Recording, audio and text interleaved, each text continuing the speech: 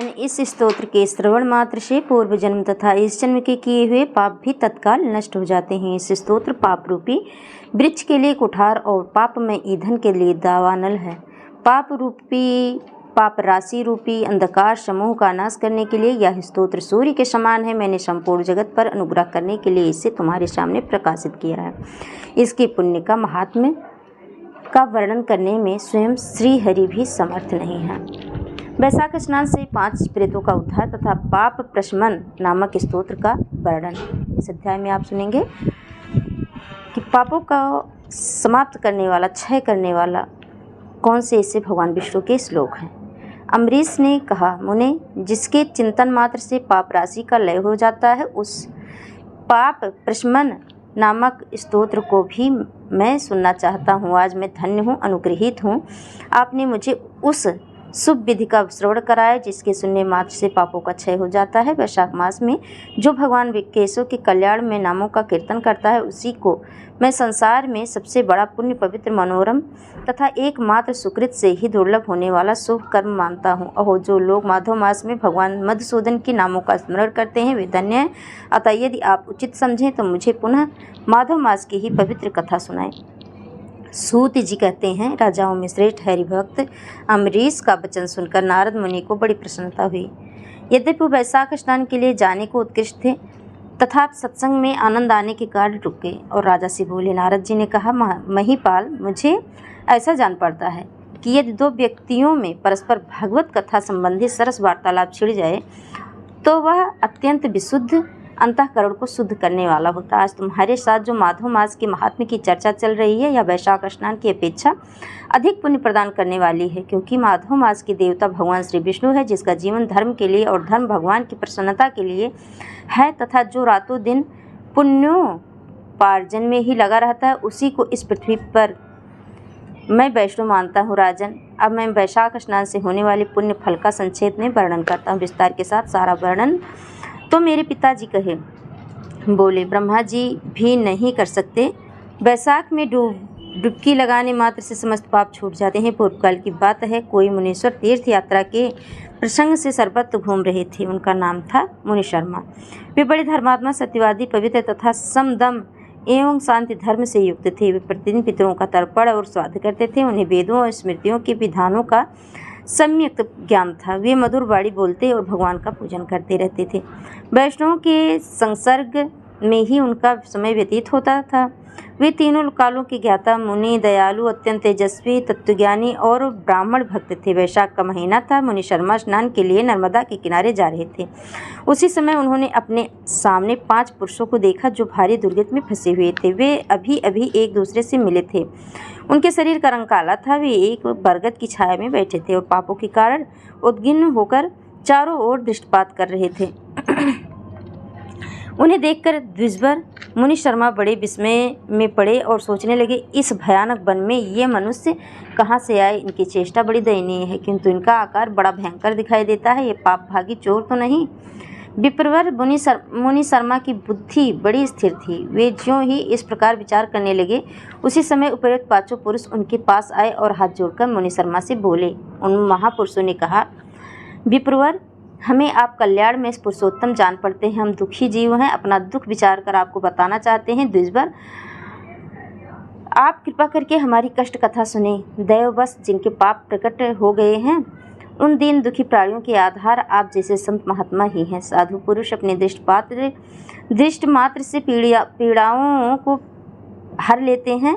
मैं पांचाल देश का क्षत्रिय हूँ। मेरा नाम नरवाहन है। मैंने मार्ग में मोहवश बाण द्वारा एक ब्राह्मण की हत्या कर डाली। मुझसे ब्रह्म हत्या का पाप हो गया, इसलिए शिखा, सूत्र और तिलक से रहित होकर इस पृथ्वी पर घूमता हूँ और सबसे कहता फिरता हूँ कि मैं ब्रह्म हत्यारा हूँ। मुझ महापापी ब्रह्मघाती को आप कृपा कर भिक्षा दें। इस दशा में पड़े पड़े मुझे 1 वर्ष बीत गया। मैं पाप से जल रहा हूँ। मेरा चित्त शोक से व्याकुल है तथा ये जो सामने दिखाई देते हैं, इनका नाम चंद्र शर्मा है। ये जाति के ब्राह्मण हैं। इन्होंने मोह से मलिन होकर गुरु का वध कर दिया। मगध देश के निवासी हैं। इनके स्वजनों ने इनका परित्याग कर दिया है। ये भी घूमते घूमते दैवात यहाँ आ पहुँचे। इनके भी ना शिखा है न सूत्र। ब्राह्मण का कोई भी चिन्ह इनके शरीर में नहीं रह गया है। इनके सिवा जो ये तीसरे व्यक्ति हैं, इनका नाम देव शर्मा है। स्वामिन ये भी बड़े कष्ट में हैं। ये भी जाति के ब्राह्मण हैं, किंतु मोहवश वैश्या की आसक्ति में फंसकर शराबी हो गए थे। इन्होंने भी पूछने पर अपना सारा हालचाल कह सुनाया है। अपने प्रथम पापाचार को याद करके इनके हृदय में बड़ा संताप होता है। ये सदा मनस्ताप से पीड़ित रहते हैं। इनको इनकी स्त्री ने, बंधु बांधवों ने तथा गांव के सब लोगों ने वहां से निकाल दिया। ये अपने उसी पाप के साथ भ्रमण करते हुए यहाँ आए हैं। ये चौथे महाशय जाति के वैश्य हैं। इनका नाम विधुर है।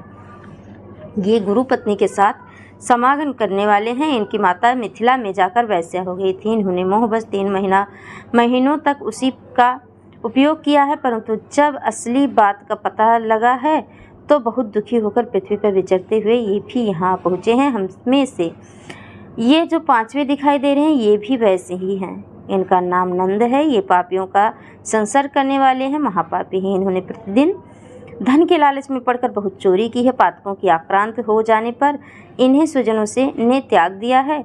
तब ये स्वयं भी खिन्न होकर देवात यहाँ आ पहुँचे हैं। इस प्रकार हम 5 महापापी एक स्थान पर जुट हो गए। हम सबके सब दुखों से घिरे हुए हैं। अनेकों तीर्थों में घूम आए हैं, मगर हमारा घोर पातक नहीं मिटता। आपके तेज से देखकर हम लोगों का मन प्रसन्न हो गया है। आप जैसे साधु पुरुष के पुण्यमय दर्शन से हमारे पातकों के अंत होने की सूचना मिल रही है। स्वामिन, कोई ऐसा उपाय बताइए जिससे हम लोगों के पापों का नाश हो जाए। प्रभु, आप देवार्थ के ज्ञाता और परम दयालु जान पड़ते हैं। आपसे हमें अपने उद्धार की बड़ी आशा है। मुनि शर्मा ने कहा, तुम लोगों ने अज्ञानवश पाप किया, किंतु इसके लिए तुम्हारे हृदय में अनुताप है तथा तुम सब के सब सत्य बोल रहे हो। इस कारण तुम्हारे ऊपर अनुग्रह करना मेरा कर्तव्य है। मैं अपनी भुजा ऊपर उठाकर कहता हूँ, मेरी सत्य बातें सुनो। पूर्व काल में जब मुनियों का समुदाय एकत्रित हुआ था, उस समय मैंने महर्षि अंगिरा के मुख से जो कुछ सुना वही वेद शास्त्रों में भी देखा। वह सबके लिए विश्वास करने योग्य है। मेरी आराधना से संतुष्ट हुए स्वयं भगवान विष्णु ने भी पहले ऐसी ही बात बताई थी। वह एक इस प्रकार है, भोजन से बढ़कर दूसरा कोई तृप्ति का साधन नहीं है, पिता से बढ़कर कोई गुरु नहीं है, ब्राह्मणों से उत्तम कोई पात्र नहीं तथा भगवान विष्णु से श्रेष्ठ दूसरा देवता नहीं, गंगा के समानता करने वाला कोई तीर्थ, गोदान की तुलना करने वाला कोई दान नहीं, गायत्री के समान जप, एकादशी के तुल्य व्रत, भार्या के सदृश मित्र और दया के समान धर्म तथा स्वतंत्रता के समान सुख नहीं है। गृहस्थ से बढ़कर आश्रम और सत्य से बढ़कर सदाचार नहीं। इसी प्रकार संतोष के समान सुख तथा वैशाख मास के समान महान पापों का अपहरण करने वाला दूसरा कोई मास नहीं है।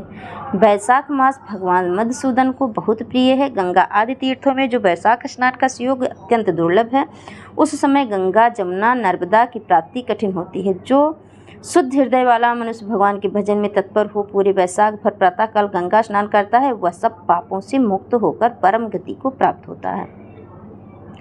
इसलिए पुण्य के सारभूत इस वैशाख मास में तुम सभी पातकी मेरे साथ नर्मदा तट पर चलो और उसमें गोते लगाओ। नर्मदा के जल का मुनि लोग भी सेवन करते हैं। वह समस्त पापों के भय का नाश करने वाला है। मुनि के यूं कहने पर सब पापी उसके साथ अद्भुत तो पुण्य प्रदान करने वाले नर्मदा की प्रशंसा करते हुए उसके तट पर पहुंच गए।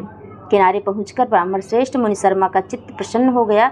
उन्होंने वेदोक्त विधि के अनुसार नर्मदा के जल में प्रातः स्नान किया। उपर्युक्त 5 पापियों ने भी ब्राह्मण के कहने से ज्यों ही नर्मदा में डुबकी लगाई, त्यों ही उनके शरीर का रंग बदल गया। वे तत्काल स्वर्ण के समान कांतिमय हो गए। फिर मुनि शर्मा ने सब लोगों के सामने उन्हें पाप प्रशमन नामक स्तोत्र सुनाया। भूपाल, अब तुम पाप प्रशमन नामक स्तोत्र सुनो। इसका भक्तिपूर्वक श्रवण करके भी मनुष्य पाप राशि से मुक्त हो जाता है। इसके चिंतन मात्र से बहुतेरे पापी शुद्ध हो चुके हैं। इसके सिवा और भी बहुत से मनुष्य इस स्तोत्र का सहारा लेकर अज्ञान जनित पाप से मुक्त हो गए हैं। जब मनुष्यों का चित्त पराय स्त्री, पराय धन, जीव हिंसा आदि की ओर जाए तो इस प्रायश्चित रूपा की शरण लेनी चाहिए।